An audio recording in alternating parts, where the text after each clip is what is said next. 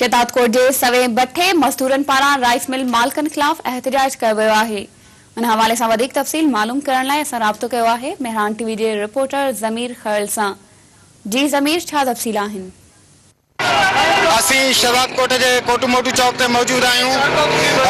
ही जेको एहतिजाजी मार्च आहे उहो बठा मज़दूर यूनियन पारां कयो वियो आहे। चइनि तालुकनि शहदादकोट कुबो सईद खान सिजावल जूणे जो मीरो खान जा जेके बठनि ते कमु कंदड़ समय पोरेत आहिनि, उन्हनि ॻोठ सीलरा जे हुसैनी चौक खां कोटमोटू चौक ताईं एहतिजाजी मार्च कयो आहे। ऐं अवां ॾिसी रहिया आहियो त हींअर जेके मज़दूर आहिनि उहे कोटमोटू चौक खे धरणो हणी बंदि करे बीह रहिया आहिनि।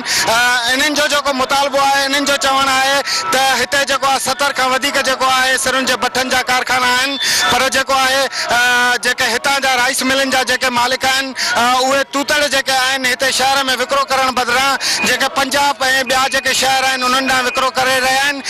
हिननि इहो इल्ज़ाम हयो आहे त ही जेके तूतड़ जेके ॿाहिरि विकिरो कयो वञनि था, इन्हनि में बी सेक्शन थाणे जो जेको SHO आहे उहो मुलविस आहे, जेको 5000 खां 6000 रुपया रिश्वत वठी जेके ट्रकूं आहिनि उहे ॿाहिरि छॾे थो।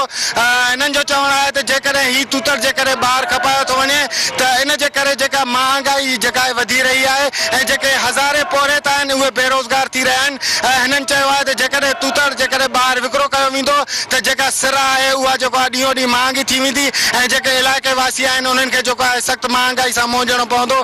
हिननि मुतालबो कयो आहे त जेको तूतड़ ॿाहिरि विकिरो कयो थो वञे उहो पंहिंजे शहर में विकिरो करे जेके हज़ारे पोरेत आहिनि उन्हनि खे बेरोज़गारी खां बचायो वञे। जी ज़मीर, अव्हांजी महिरबानी।